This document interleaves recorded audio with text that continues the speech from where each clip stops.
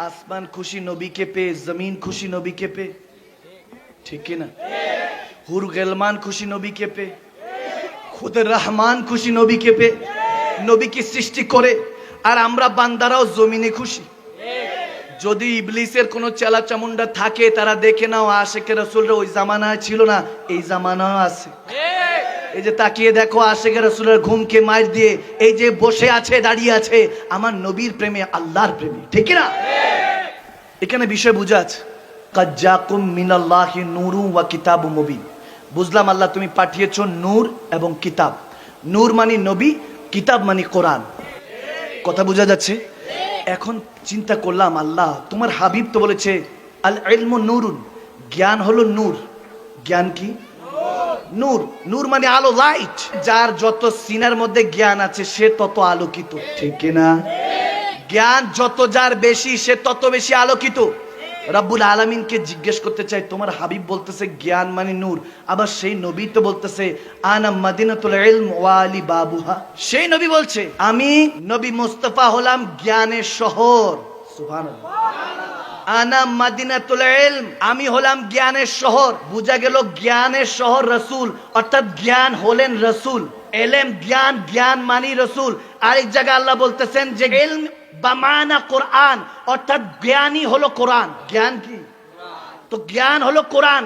আল্লাহর হাবিব বলতেছেন আল ইলমু নূরুন, আবার জ্ঞান মানে আলো। তোমার নবী হলেন নূর, তোমার নবী বলতেছে জ্ঞান হলো নূর, আবার তিনি বলতেছেন আমি হলাম জ্ঞান। আমি জ্ঞানের শহর, এলেমের শহর। কনফিউজ হয়ে যাচ্ছি কিভাবে বুঝবো? তখন আল্লাহর নবী আমাদেরকে শিখাচ্ছেন এমন ভাবে ওলি আল্লাহদের কদমে যাও তাহলে ক্লিয়ার হয়ে যাব। আল্লাহর ওলিদের কদমে, শায়েখ তরিকতদের কদমে যখন গেলাম জিজ্ঞেস করলাম জ্ঞান মানে নূর, নূর মানে জ্ঞান, আবার জ্ঞান মানে কোরআন, কোরআন মানে আবার রসুল, রসুল মানে কোরআন, কোরআন মানে আবার নূর। এরকম যদি হতে থাকে কিভাবে বুঝবো কোরআন কি? তাহলে নূর। কোরআন যদি নূর হয়, নূর মানে আলো, আলো মানে জ্ঞান, জ্ঞান মানে প্রজ্বলিত, আলোকিত, শাইনিং। জিজ্ঞেস করলাম তাহলে রসুল আপনি কি? বলে হ্যাঁ আমি হলাম নূর, আমি হলাম কোরআন, আমি হলাম আলো, আমি নবী মুস্তাফা যার ভিতরে আছি তার মধ্যে আগুন জ্বালো।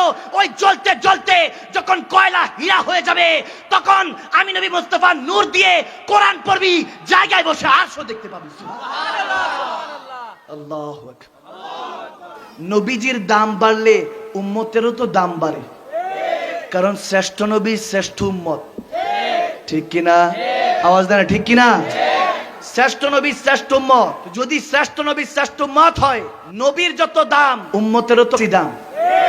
আলহামদুলিল্লাহ পড়বেন না? স্কুল কলেজ ইউনিভার্সিটির মধ্যে বেঞ্চের শেষে, ক্লাসরুমের শেষে যারা বসে এরাই কিন্তু লিডার হয়, নেতা হয়, ঠিক কিনা? সামনের গুলি হয় হাবলা গোবলা। সামনের গুলো ব্রেন ভালো, পড়াশোনা করতে করতে এমন অবস্থা এখন দুনিয়াদারি হিসাবই বুঝে না, দুনিয়াটা চালায় ব্যাক বেঞ্চার্স, অর্থাৎ পিছনে যারা বসে থাকে তারা, ঠিক কিনা?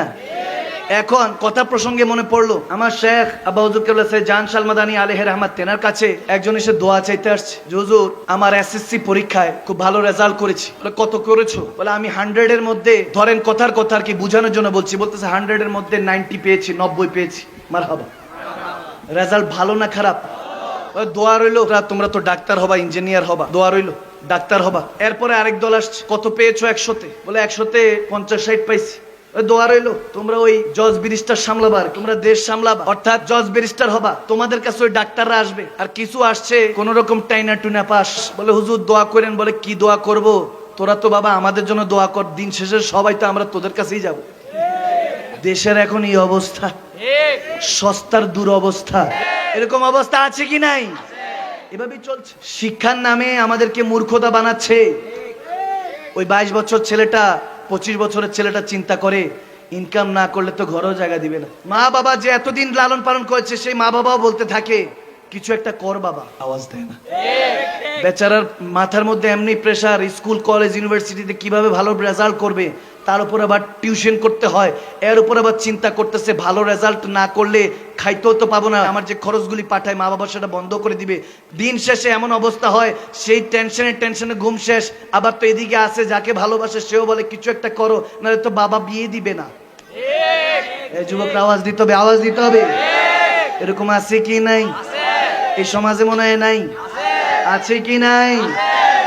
এলো ভালোবাসা। শিক্ষিত হচ্ছে, তারা চিন্তা করে চাকরির জন্য এক্সপিরিয়েন্স খুঁজে, কি করব, ভিটা বাটি বিক্রি করে, জায়গা জমিন বিক্রি করে, বন্ধক রেখে বিদেশে পাড়ি জমায়, রেমিটেন্সের যোদ্ধা হয়।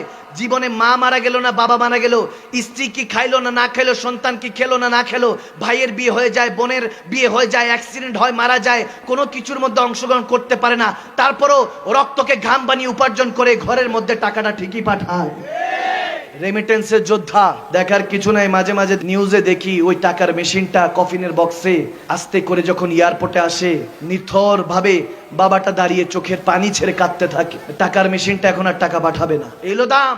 আল্লাহ তাবারক ওয়া তাআলা তোমাকে এই জন্য পাঠায় নাই। এটা আমি সবাইকে বলছি, এই জেসেম যতক্ষণ আছে, এই জেসেমের দাম ততক্ষণ যতক্ষণ তোমার ভিতরে রূহ, তোমার ভিতরে সোল, আত্মা আছে। তুমি সেটা রব্বুল আলামিনের দরবারে বলে এসেছো, আলাস্তু বিরাব্বিকুম ক্বালু বালা, বলে এসেছো। তিনি জিজ্ঞেস করেছিল যে তুমি, আমি কি তোমার প্রভু নই? তুমি বলেছিলা, আমরা সবাই বলেছিলাম ক্বালু বালা, হা মালিক, তুমি তো আমাদের প্রভু। ওই সম্পর্ক কোথায়? এই মাহফিল এন্টারটেইনমেন্টের জন্য সাজিয়েছেন, বসে আছেন, দাঁড়িয়ে আছেন, রাত গেই বাদ গেই, রাতও শেষ, কথাও শেষ, কোনো লাভ নেই। ওই যে ঘুম থেকে উঠবেন, এটার কোনো হিসাব নেই, ওয়ারেন্টি গ্যারান্টি নেই। প্রত্যেক দিন আমার নবী বলেছেন 20 বার মৃত্যুর কথা স্মরণ করো। 20 বারের কথা বলেছে। কয়বার স্মরণ করি? একবারও স্মরণ করি না, একবারও স্মরণ করি না। এটার মানে কি জানেন? আল্লাহ যে বলেছেন, আল্লাহর হাবিব যে বলেছেন, ফাত্তাকুল্লাহ মাস্তাতাতু, রূহ দিয়ে জিসম দিয়ে আল্লাহকে ভয় করার জন্য। নাই, এখানে কেউ নাই, কেউ বুকে হাত রেখে বলতে পারবে না যে আমি ভয় করি, আল্লাহকে ভয় করে চলি, কেউ বলতে পারবে না। আমাদের মন থেকে খৌফ চলে যাচ্ছে, আর খৌফ চলে যাওয়ার প্রধান কারণ এই যে টিকটক ফিকটক। আওয়াজ দেন, আওয়াজ দেন, আওয়াজ দেন না। রিয়েল লাইফে রিলসের দুনিয়া বসবাস। আমাকে বলে, হুজুর যে ওয়াজ শুনছি আপনার ফ্যান্টাস্টিক। আমি বললাম দেখি, দেখাইছে 17 সেকেন্ড। কয় সেকেন্ড? আওয়াজ দেন, কয় সেকেন্ড? আমার টিকটকের ওয়াজ, রিলসের ওয়াজ দেখা 17 সেকেন্ড। আমি হয়তো একটা আওয়াজ করছি, এটার বানাই দিছে ওয়াজ। সুম্মা মাআযাল্লাহ। এই যে যা দেখছেন না, আর দেখেন 10-12 বছর, এরপরে মনে হয় না এই এখন যে আলহামদুলিল্লাহ যে মানুষ হচ্ছে হাজার হাজার, এই মানুষগুলি আর পাওয়া যাবে কিনা আমার সন্দেহ হয়। কারণ এই জায়গাগুলিকে আমরা বরবাদ করে ছেড়েছি, এন্টারটেনমেন্টের জায়গা বানিয়েছি। হাসির ওয়াজ লেখে সার্চ দেন সোশ্যাল মিডিয়াতে, চরম হাসির ওয়াজ, নাউজুবিল্লাহ, চলে আসবে। হাসির ওয়াজ। আমার সিদ্দিক আকবর আবু বকর সিদ্দিক রাদিয়াল্লাহু তাআলা, তিনি যখন একটা হাদিসে মারবি পেয়েছি মুসলিম শরীফে, তিনি বলেন যখন কোরআন শোনার কথা উঠতো, এরকম মাগরিবের নামাজের পরে প্রত্যেক দিন কোনো না কোনো সাহাবা লাশ বেরোতো ঘরের থেকে কোরআনের কথা শুনে। কোরআনের কথা শুনে লাশ বেরোতে, ইশকে ইলাহি, ইশকে রসুল তার জান নিয়ে নিত। আহ বলে চিৎকার দিয়ে ছেড়ে কান্না করে রূহ বের হয়ে যেত। সুবহানাল্লাহ, কি হাসিন মৃত্যু, কত সুন্দর মৃত্যু সেই জামানায় ছিল। হযরত ওমর ইবনুল খাত্তাব রাদিয়াল্লাহু তাআলা বলেন, ওনার জামানার মধ্যে এক বোন, এক মা খাতুন পর্দানিশীন বোরখা পরে যখন রাস্তা দিয়ে হেঁটে যাচ্ছে বাজার দিয়ে, হযরত ওমর ইবনুল খাত্তাব রাগ হলেন, বলেন আরে সাহাবাদের যুগের মধ্যে এখনই খাতুন মা বোনরা এভাবে বেহায়ার মতো চলছে, আর সামনে জানে কি অপেক্ষা করছে। তেনার সেই জামানায় বুঝতে পেরেছেন যে সামনে বর্বরতার জামানা অপেক্ষা করছে, ঠিক না? বোরখা পরে দিত, তাদেরকে দেখে হযরত ওমর ভয় পেয়েছেন, লজ্জায় শেষ। আর এখন আমার মা বোনরা অনেক সময় দেখা যায় পর্দার কথা বললে মা গো রাগ করে, অনেক বলে আমাদের স্বাধীনতা কেড়ে নিতে চায়।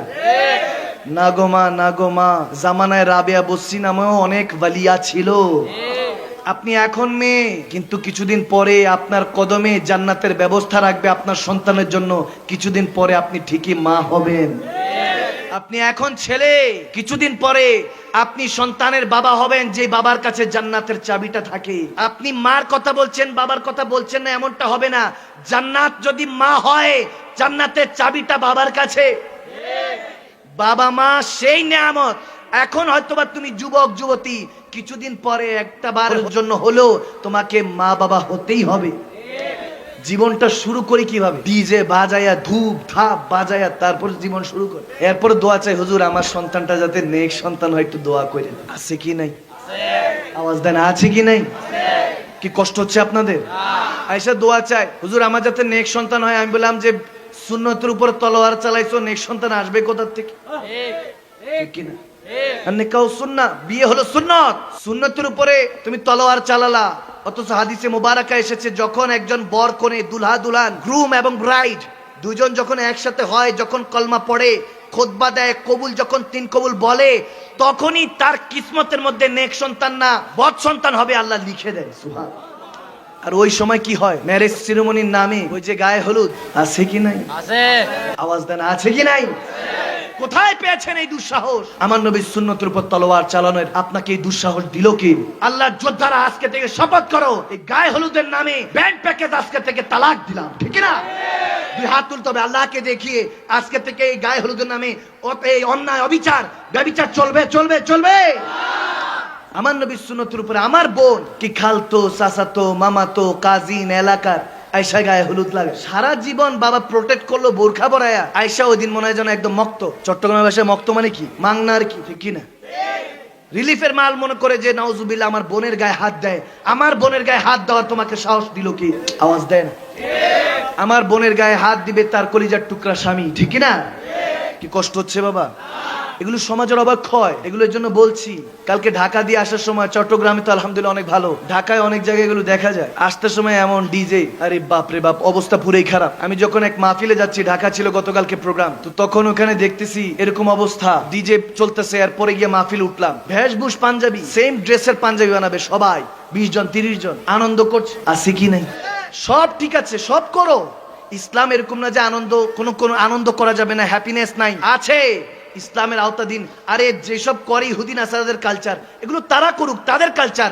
আমাদের কালচার, আমাদের সংস্কৃতি দুনিয়ার বুকে বাস্তবায়ন করতে হবে, ঠিক না? আমাদের কালচার আরো সুন্দর, দব বাজিয়ে আমরা কালাম পড়ি, নাচ পড়ি, আনন্দ করি, ঠিক না?